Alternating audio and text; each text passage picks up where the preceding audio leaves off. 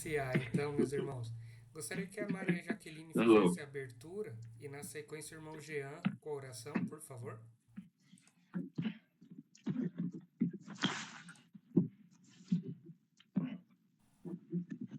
Soberano e eterno Deus, em nome do teu Filho Cristo Jesus, que reina para todo sempre, te agradeço por mais um dia de vida, te agradeço porque o Senhor tem cuidado de mim, cuidado dos meus familiares, o Senhor tem guardado debaixo das suas mãos potentes, abençoa o nosso grupo, abençoa esse estudo, que vamos adquirir mais conhecimento de Ti, e para que nós possamos usar o que nós vamos aprender para passar para outras pessoas que estão sedentas da Tua palavra, Senhor. Nos guarda, nos protege a cada um, Senhor.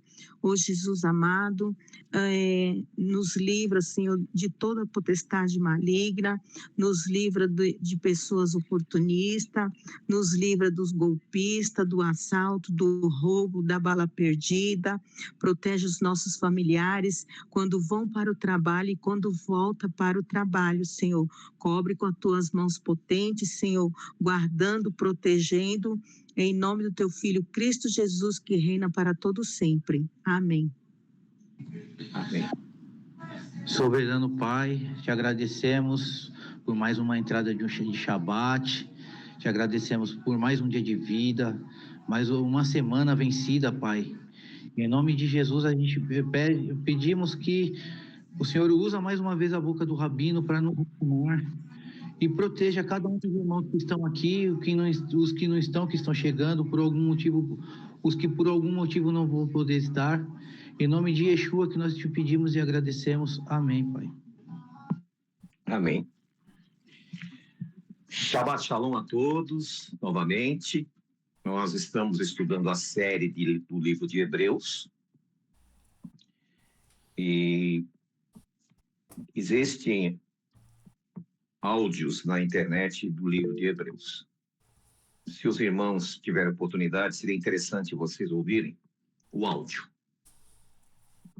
Quando nós somos doutrinados com uma visão teológica, nós enxergamos de uma maneira as coisas que Deus instituiu para nós, os ensinos. Porém, quando nós começamos a nos aprofundar e nos descontaminar dos estudos teológicos da humanidade, nós começamos a perceber algumas diferenças muito grandes. Por exemplo, a nós foi ensinado que Deus é amor. Irmã Soara, seja bem-vinda, Fabiano. E essa expressão Deus é amor, ela faz com que as pessoas acreditem que esse amor é um amor que tolera tudo. Porém, a Bíblia diz também que aquela varada, a maldita varada que vai no chão, pois ela não educa, Deus usa o mesmo princípio da educação para os seus filhos. E durante todos esses séculos foi criado muitas teologias em cima de textos bíblicos. Shalom, meus irmãos. Pensados. Shalom, seja bem-vindo. Hoje eu vou convidar vocês para abrir a Bíblia de vocês em Hebreus, no capítulo 5, no versículo 11. Você vai ver que esse versículo em especial, ele tem muita ligação com 2 Tessalonicenses, capítulo 2, 9 a 12, com o livro de Pedro, as admoestações, né? Por quê? Porque nós fomos criados, seja bem-vinda, irmã Daziela, com a ideia equivocada do que Deus quer para nós. Deus tem projetos, só que Ele não quer que a gente venha perecer. Para que a gente não venha perecer, o que nós temos que fazer? Nós temos que nos firmar na verdade. Então, eu vou fazer a leitura rápida e eu gostaria que vocês acompanhassem. No finalzinho, eu vou deixar uns 5 a 10 minutos para nós discutirmos esse tema. Temos muito o que dizer a respeito desse assunto. Estou lendo o versículo 11 do capítulo 5 de Hebreus. Mas por que vocês custam a entender as coisas? É difícil explicá-las. Depois de tanto tempo, vocês já deviam ser mestres, mas ainda precisam de alguém que lhes ensine as primeiras lições dos ensinamentos de Deus. Em vez de alimento sólido, vocês ainda precisam de leite. E quem precisa de leite ainda é criança e não tem nenhuma experiência para saber o que é certo ou errado. Porém, a comida dos adultos é sólida, pois eles, pela prática, sabem a diferença entre o que é bom e o que é mal. O autor de Hebreus, ele passou por uma situação que a maioria de nós passamos. Isso acontece corriqueiramente. O que é que acontece? Você, ou na quarta-feira, ou no sábado, ou na sexta-feira à noite, você apresenta um estudo, você fala sobre aquele tema. E aí, a pessoa vem e faz a mesma pergunta do que foi explicado. Não é que ela não ouviu, não é que ela não prestou atenção, mas é que a mente está tão condicionada com crenças que ela aprendeu durante toda a vida, que a gente não consegue penetrar naquela mente. Então é importante a gente descontaminar nossa mente para entender. Por exemplo, a questão da reconstrução do suposto terceiro templo. Já fiz a conta aqui, não vou fazer de novo, né? O terceiro templo já foi há muito tempo. Porém, as pessoas não param para pensar. Se for reconstruído um templo segundo os padrões araônicos, a morte de Yeshua foi em vão. Se nós tivermos que trazer vaca vermelha, novilha vermelha, bodes, carneiros e começar a fazer o sacrifício, nós estamos anulando o sacrifício de Yeshua. E é o que mais você vê na internet, no YouTube, pessoas falando sobre isso. Mas por quê? Porque eles acreditam nisso? Não, eles não acreditam. Mas isso dá like, isso dá visualização. E hoje as pessoas, elas estão tão malucas atrás dessas coisas, que o que for chamar atenção, elas estão postando. Então aqui o autor diz, olha gente, vocês, pelo tempo que estão caminhando, já deviam estar comendo algo sólido. Pelo contrário, estão agindo como crianças. No capítulo 6, ele diz assim, assim vamos em frente, a fim de chegarmos ao ensinamento de adultos, deixando para trás as primeiras lições da mensagem de Cristo. Nós não vamos colocar de novo as bases dessa mensagem. Isto é, a necessidade de abandonar uma vida inútil e crer em Deus. O ensinamento a respeito dos batismos, da cerimônia de pôr as mãos sobre os cristãos, a ressurreição dos mortos, o julgamento eterno. Vamos em frente. E se Deus quiser, é isso que faremos. Então, o que ele está dizendo aqui? Nós já falamos sobre a ressurreição, nós já falamos sobre o mikve, nós já falamos sobre o batismo, nós já falamos sobre imposição de mãos, de unção, e vocês ficam insistindo nisso. Vamos em frente, vamos continuar avançando na fé. Vamos continuar aprendendo, porque muitas vezes as pessoas ficam se apegando a picuinhas. Hoje eu estava conversando com a Raquel sobre a questão do avivamento. As igrejas cristãs, elas têm uma noção equivocada sobre avivamento.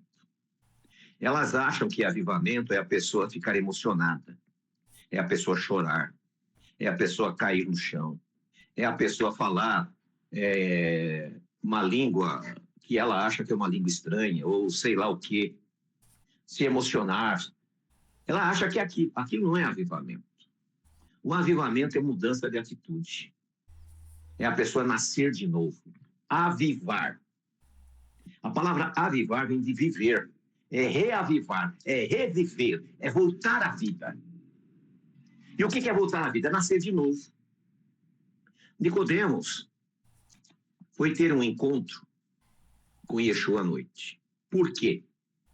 Ele não queria se comprometer. Ele não queria ter problemas com seus pares. E vocês conhecem muito bem a história, quando ele diz, mestre, rabino, o que eu faço? E Yeshua foi claro, se você não nascer de novo, você não pode ver o reino dos céus. E Yeshua disse, você não vai ser salvo. Em momento algum, Jesus, o Yeshua, né, que é a mesma coisa, disse para ele, você não vai ser salvo. Olha bem, presta atenção. Se você não nascer de novo, você não pode ver o reino de Deus. O que significa ver o reino de Deus? Ver como ele é realmente. E a maioria das pessoas entende que esse versículo está falando de salvação. Não está falando de salvação. Está falando em reconhecer o reino de Deus. O fariseu não conseguia entender o reino de Deus. Os saduceus não conseguiam entender isso. O tema ali não era salvação. O tema ali é nascimento, avivar, voltar a viver, compartilhar, participar. Quando você é uma pessoa nascida de novo, você vai viver em função de levar esse evangelho do reino para o máximo de pessoas, para salvá-las. E não para você ficar sentindo emoções, né? Sentindo coisas diferentes. Isso não vai mudar a sua vida. Agora, quando você está avivado, vivo, você vai gerar vida e não morte. Versículo 4. Como é que as pessoas que abandonaram a fé podem se arrepender de novo? Elas já estavam na luz de Deus, já haviam experimentado o dom do céu e recebido a sua parte do Espírito Santo. Já haviam conhecido por experiência que a palavra de Deus é boa e tinham experimentado os poderes do mundo que há de vir. Mas depois de abandonar a fé, é impossível levar essas pessoas a se arrependerem de novo, pois estão crucificando outra vez o Filho de Deus e zombando publicamente deles. Isso eu já cansei de comentar com os irmãos pessoalmente aqui. Pessoas que passaram por aqui, ou em outras congregações, conheceram a Techuvá, entraram na Techuvá e depois saíram. O estado que elas ficaram é lastimável, porque elas ficaram num limbo espiritual. Elas não são cristãs, elas não são messiânicas, elas não são ateias, são pessoas sem personalidade, elas são sem alma, elas não estão avivadas, elas não têm vida. Né? Por quê? Elas tiveram a experiência com Deus, elas sabem o que tem que fazer, e o que elas fizeram? Rejeitaram. Por uma série de fatores. Ou por problemas de imposição da família, ou por questões de trabalho, ou por questões de falta de caráter, ou por não terem entendido, não terem amadurecido. Eram crianças espirituais. E quando uma criança não cresce, vira um anão, ela fica marcada. E a mesma coisa um cidadão espiritual, quando ele não cresce espiritualmente, ele morre. Né?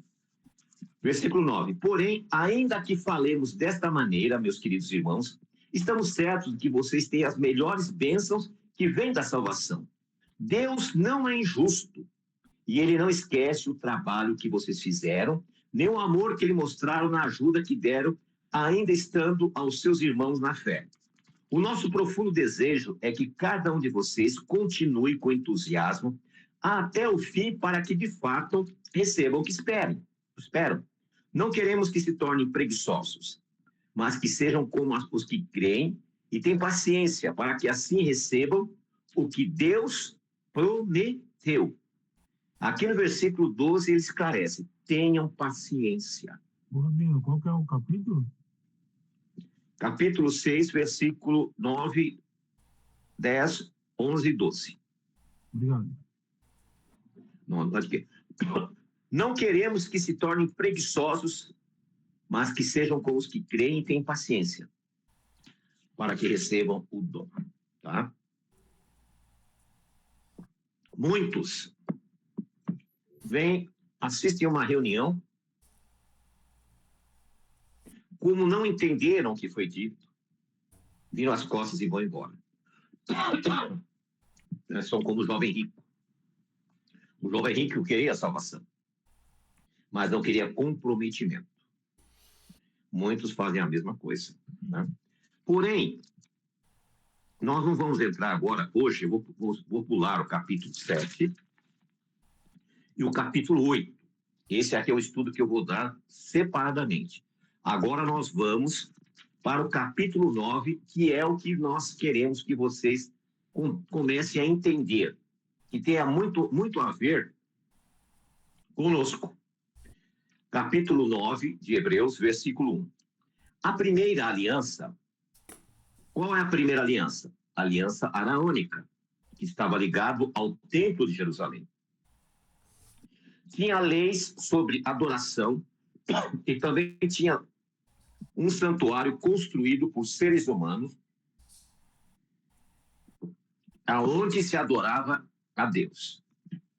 Então aqui o autor está dizendo, a primeira aliança, ela tinha leis como adorar. Eles tinham um santuário que foi feito por homens para adorar a Deus. Olha que coisa interessante. Foi armada uma tenda dividida em duas partes. Na parte da frente, chamada Lugar Santo, ficava o candelabro e a mesa com os pães oferecidos a Deus. Atrás da segunda cortina ficava a parte que era chamada Lugar Santíssimo.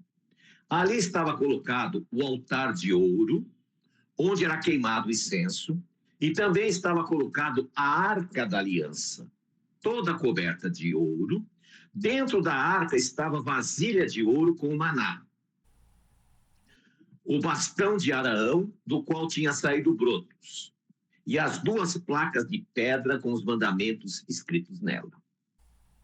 E em cima da arca, representando a presença divina, estavam os querubins, com suas asas abertas, sobre o lugar onde os pecados eram perdoados.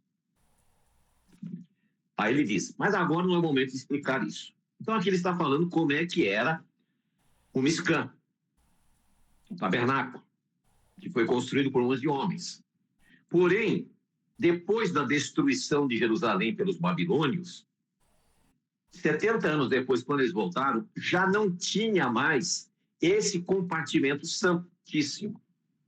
Se não tinha mais esse compartimento santíssimo, não tinha mais a Arca da Aliança, não tinha mais a mesa onde estava a queima de incenso, não tinha mais o bastão de Araão, né? Não tinha as pedras, as tábuas de pedra da lei. Ou seja, aquele ritual que era feito no Yom Kippur, em que o sacerdote matava uma novilha vermelha, queimava, pegava as cinzas, colocava numa vasilha de água, se banhava com aquela água. Depois ele adentrava o Santíssimo. Anteriormente ele já havia matado um bode branco, um bode, né, da expiação.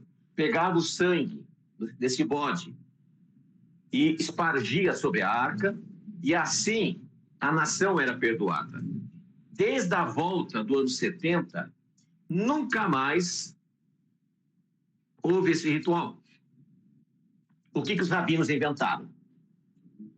Ficou uma lacuna. Eles não podiam chegar para as pessoas e dizer, olha, nós não vamos mais celebrar Yom Kippur porque não pode. Aí o que eles criaram? Eles criaram as rezas. Então eles falaram, olha, no Yom Kippur, nós vamos ter que jejuar 25 horas.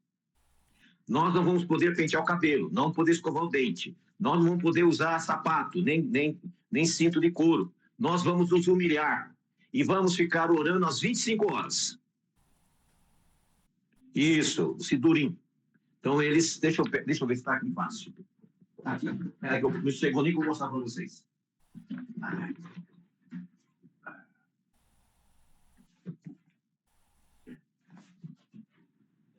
Não sei se vocês conseguem enxergar aí. Esse é o Mahor de Yom Kippur. Olha o tamanho do menino. E aí, durante o Yom Kippur, as pessoas ficam desde do pôr do sol, que é o Shabat, né?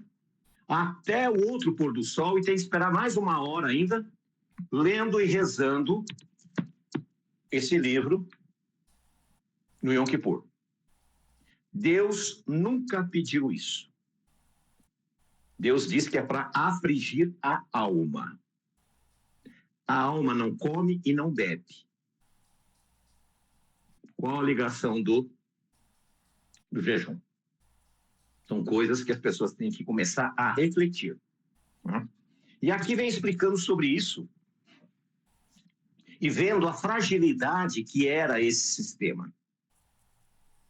Quando Yeshua nasceu, já não existia mais o Yom Kippur. Quando ele morreu, 40 anos depois, o santuário, o templo, foi destruído. 40 anos. Depois, nunca mais se fez sacrifício. E aqueles que não aceitam Jesus, como é que são salvos? Se eles não aceitam o sacrifício perfeito, não conseguem fazer o sacrifício de animais, e agora querem restaurar um templo. Vocês percebem a incoerência? Porém, vamos aqui para a parte que interessa. O versículo 12 do capítulo 9.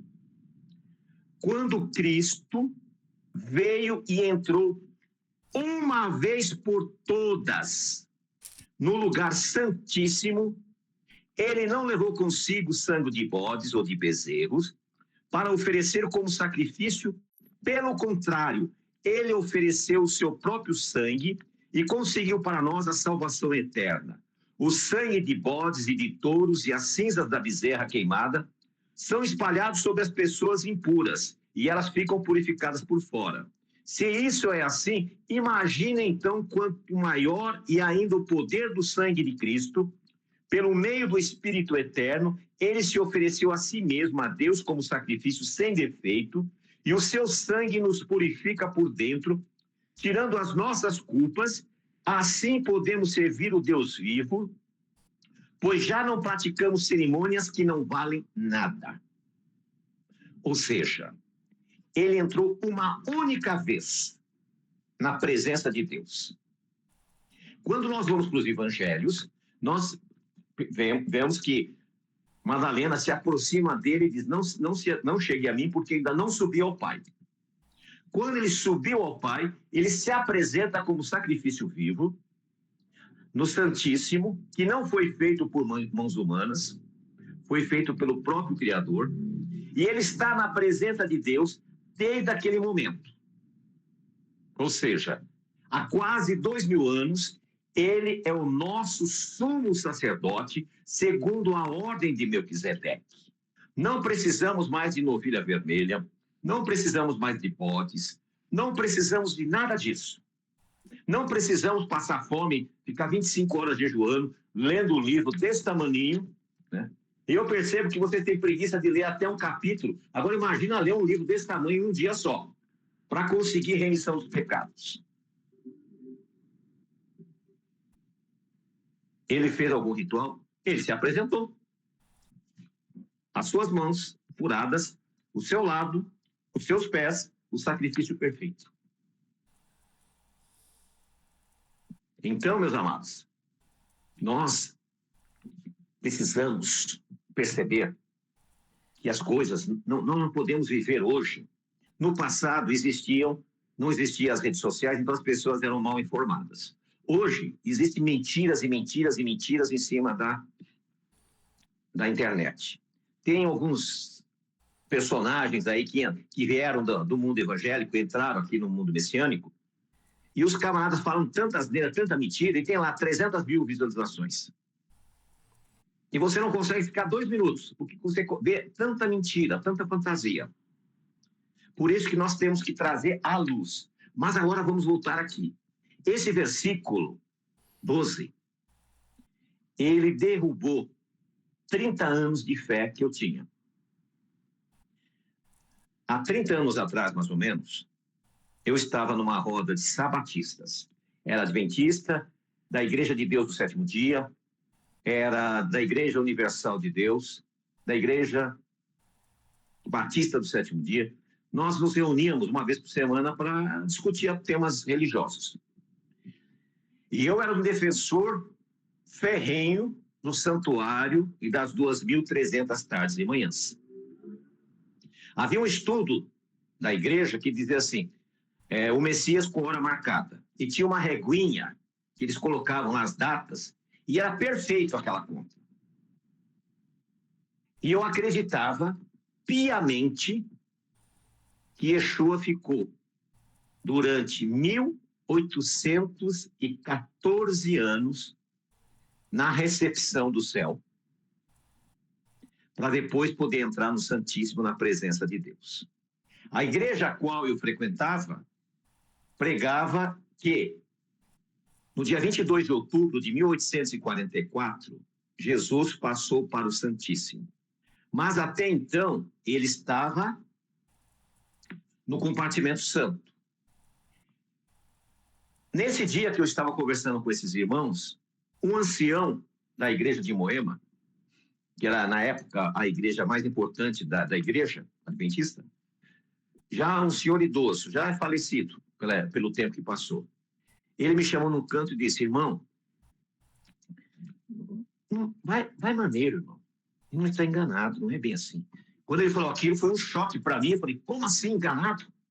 O senhor não é adventista? Não é ancião da igreja? Ele falou, irmão, eu sou. E o que o senhor está fazendo lá então? Ele falou, meu irmão, eu já sou idoso. O que eu vou fazer da minha vida? O que eu vou fazer na altura da minha vida? Minha esposa, meus filhos, meus netos, até os meus bisnetos estão na igreja. E isso é uma coisa tão sem importância. E aquilo foi um choque. Ele falou, vai para casa e estuda Hebreus. E eu fui para casa nervoso e comecei a ler. Quando eu cheguei nesse capítulo 9, no versículo 12, que eu li que Yeshua entrou uma única vez, o meu castelo de areia caiu. Para mim foi o dia pior da minha vida. Mas depois eu entendi que foi o melhor dia da minha vida, porque aquele dia eu nasci de novo. E aí eu fui a fundo para tentar descobrir como é que chegou àquela conclusão. Porque eles usam um texto bíblico de Daniel sobre as 2.300 tardes e manhãs. Daniel estava preocupado, não vamos entrar no texto, a maioria de vocês já conhece. Daniel estava preocupado com a abominação que estavam fazendo no santuário. E ele pergunta para o anjo, até quanto vai durar isto? E o anjo responde, até 2.300 tardes e manhãs. E vocês vão purificar o santuário. Hoje eu entendi essa profecia. Essa profecia, na verdade, era de 1.150 dias. Por que o anjo falou 2.300 tardes e manhãs? Para não confundir com outras profecias que falavam de um dia por um ano. Como havia 2 sacrifícios diários, o das 9 e o das 15, então ele colocou os 2.300 sacrifícios, dariam 1.150 dias. Quando você vai para a história, você vai ver que durante 1.150 dias, os gregos invadiram lá Jerusalém, profanaram o santuário, mataram o sumo sacerdote, sacrificaram uma porca no altar, proibiram os judeus de guardar Shabat e obrigaram eles a comer carne de porco durante 1.150 dias. Isso aconteceu na época dos gregos. Ou seja, essa profecia já aconteceu há muito tempo atrás, há 2.400 anos atrás, mais ou menos. Estou chutando aqui a data, nem pensei direito. Mas há mais de 2.300 anos, mais ou menos. Ou seja, aí eu falei, mas peraí, e como é que surgiu esse movimento que acredita nessa profecia? foi quando eu fui pesquisar e descobri que em 1795, um padre espanhol escreveu um livro, A Vinda do Messias em Glória e Majestade. E esse padre entendeu que essa profecia se referia a 2.300 anos. Era um padre. Ele não tinha nada com a igreja cristã, nem evangélica. E ele escreveu esse livro, A Vinda do Messias em Glória e Majestade, 1795. Por volta de 1805, um ex-capitão do exército americano, chamado William Miller, também conhecido como Guilherme Miller, esse cidadão leu esse livro. Ele era um pastor batista, era um homem religioso, um homem que temia muito a Deus, e ele ficou extasiado com aquela profecia. E ele começou a pregar aquela mensagem na igreja batista. Só que ele foi expulso da igreja batista. E os adeptos que ouviram a mensagem começaram a segui-lo. E ali surge, então, um movimento chamado Movimento do Advento. Não tem nada a ver com adventista. Advento significa movimento daqueles que acreditam na volta de Jesus. Nós somos do Advento, porque nós acreditamos na volta de Jesus. E aí ele começa a pregar aquilo com um ímpeto, com uma força. E milhares de pessoas de todas as religiões começam a se unir com eles, porque as suas igrejas expulsaram eles. E reuniram mais de 100 mil pessoas. Para aquela época, era muita gente. Para os padrões de hoje, não. Mas para aquela época, era muita gente. Porém, quando chegou em 1839, ele voltou para as Escrituras e percebeu que estava errado. E ele abandonou aquele movimento. Porém, os seus seguidores, entre eles James White, ou Tiago White, a sua esposa Ellen White, José Bates, Uriah Smith, Raquel Preston, continuaram com essa ideia. José Bates e Raquel Preston, eles eram batistas do sétimo dia. A primeira igreja que começou a guardar o sétimo dia era a Igreja Batista. A Igreja Batista do sétimo dia é antes da Batista que guarda o domingo. Ela surgiu em 1618. E aí o que aconteceu? Eles começaram a incentivar esse grupo de Ellen White e Tiago White a guardar o sábado e não comer carnes impuras. No começo, Ellen White e o seu marido rejeitaram, porque a alimentação básica deles era a carne de porco. Porém, com o passar do tempo, eles foram assimilando. E aí nasceu, então, a Igreja Adventista do Sétimo Dia. A Batista do Sétimo Dia já existia.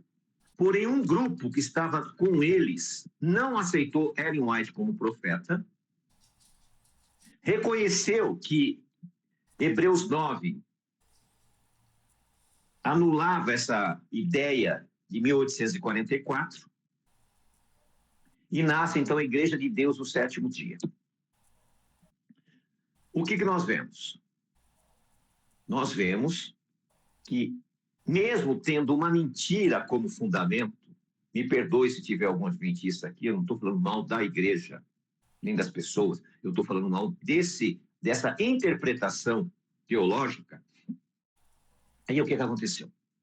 As pessoas resolveram manter esta ideia.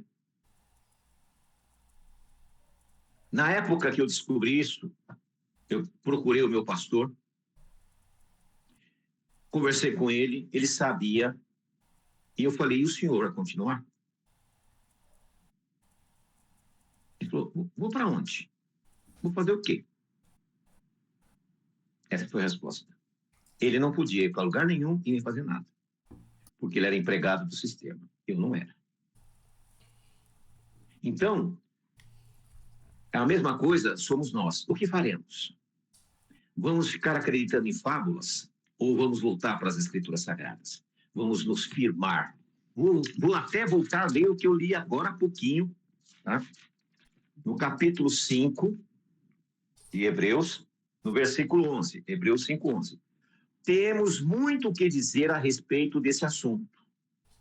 Mas por que vocês custam a entender as coisas? É difícil explicá-las. Depois de tanto tempo, vocês já deviam ser mestres, mas ainda precisam de alguém que lhes ensine as primeiras lições dos ensinamentos de Deus. Uma coisa eu posso garantir a todos vocês, sem sombra de dúvida. Não tem como voltar atrás. A única opção é seguir em frente. A única opção que nós temos é seguir adiante. A Bíblia é bem clara. Houve uma série de erros proféticos mal interpretados. Um desses foi das 2.300 tardes e manhãs, que foi escrito por um padre que entendeu errado, ok? E ele é a base da Igreja Adventista do Sétimo Dia, que hoje tem 22 milhões de seguidores. Eles têm arqueólogos, têm doutores, têm todo tipo de gente. A única coisa que eles não têm é uma verdade. Por que eles não têm uma verdade? 2.300 tardes, uma mentira. Morar no céu, 1000 anos, outra mentira. Acreditar que só eles vão ser salvos, outra mentira. Acreditar que Ellen White é uma profeta, outra mentira, porque ela não acertou nenhuma das profecias. Não teve uma profecia dela que deu certo. A questão alimentar, se equivocaram. Então, amados, eu gostaria, eu não consegui ler, perdão, não consegui ler.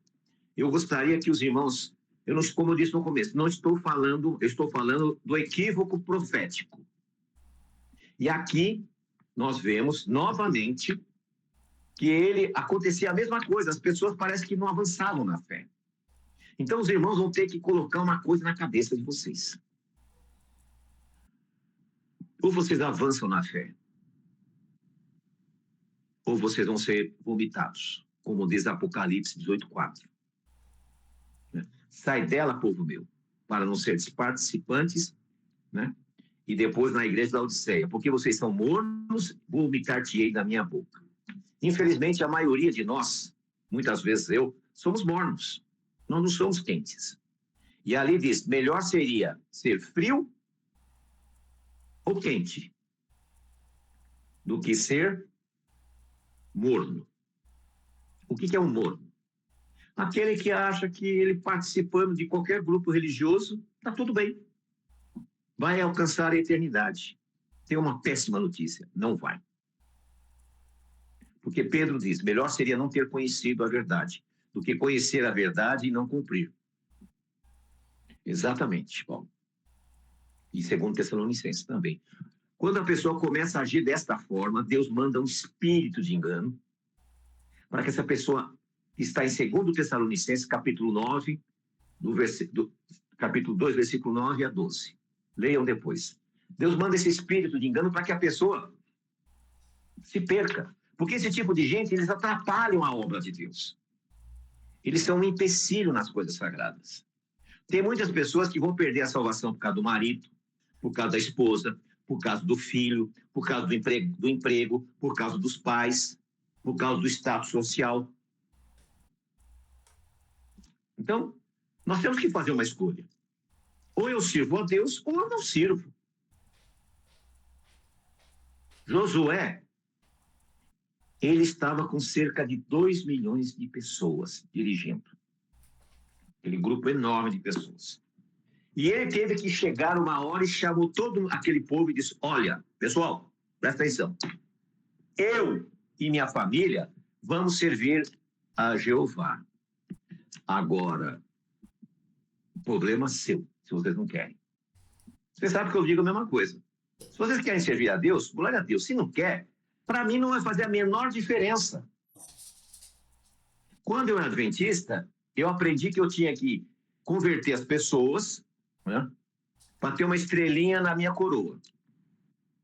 Como se eu fosse o Espírito Santo. Hoje eu aprendi que nós temos que ser mestres, professores, ensinar as pessoas.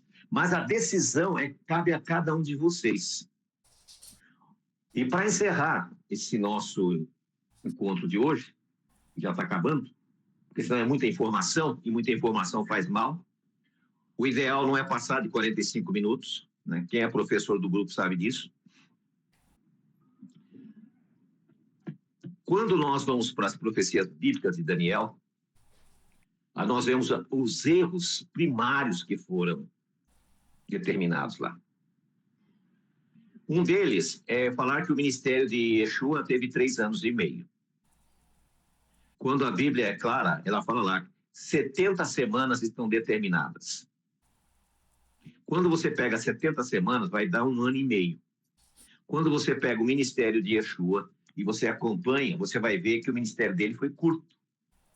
Quando você conta lá as festas bíblicas que ele participou, não pode ter passado de 1 ano e meio. E 99,9% das pessoas, inclusive pessoas que se dizem messiânicos, falam que o ministério dele foi 3 anos e meio. Ou seja, são tantos erros, são tantos enganos, são tantas fantasias teológicas, tantos absurdos. Por quê? O meu povo perece por falta de conhecimento. E o conhecimento vem através da palavra. Outra coisa, vou aqui novamente falar isso. Cuidado com as IA. Inteligência artificial ainda não é autônoma. Elas captam informações no Google, nos livros. Muitas vezes você faz uma pergunta e a resposta está totalmente errada. Eu estava até brincando ontem lá com o irmão Danilo, né? Que ele estava comentando comigo sobre o que a IA falou de um tema, e eu falei, essa IA é do capiroto, está falando bobagem, está mentindo, está errado. Porque nós temos que conhecer a verdade, porque a única coisa que nos livra é a verdade, e a verdade nos libertará. Então, se vocês não se firmarem na verdade, se vocês não tomarem um posicionamento junto com o Criador, se vocês não se avivarem, se vocês não nascerem de novo, vocês vão ser presa fácil do anticristo. Vocês vão se prostrar diante deles.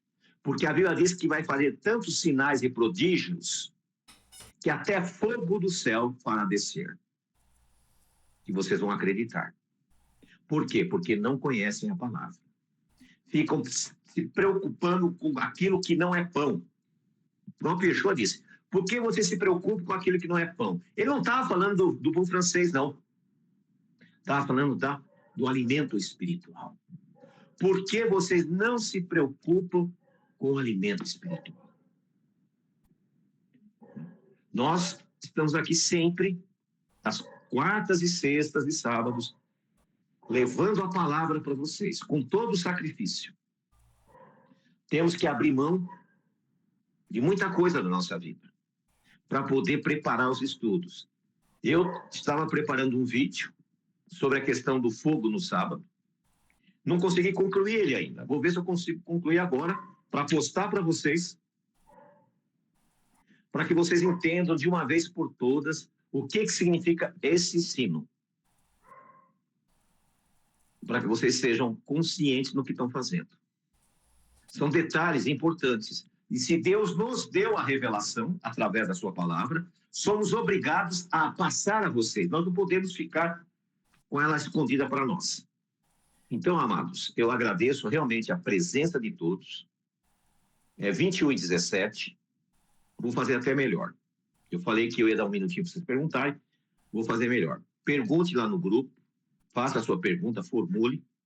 E nós vamos responder. Vai ficar mais fácil para não criar confusão na mente de vocês. Eu volto para o irmão Danilo para fazer a conclusão e eu faço a bênção sacerdotal. Vamos orar, irmãos? Santo Deus, querido Pai, obrigado por esse estudo, pela palavra de hoje.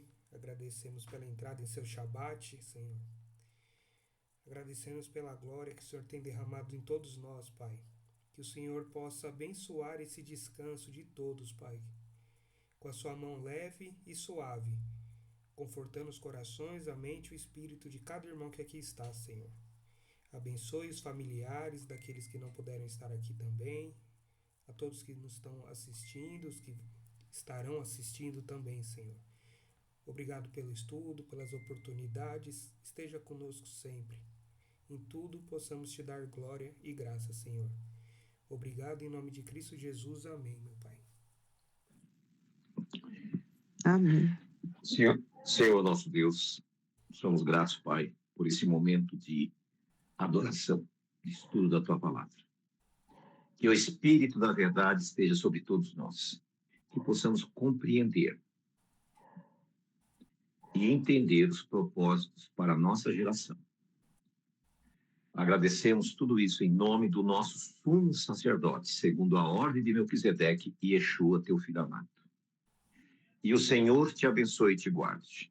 Que o Senhor faça resplandecer o seu rosto sobre ti e tenha misericórdia de ti. E o Senhor sobre ti levante o seu rosto e te dê shalom. Novamente, Shabbat Shalom. Que o Deus bendito visite todos vocês. Amanhã, às 17h30, estaremos online. Shabbat Shalom, irmão.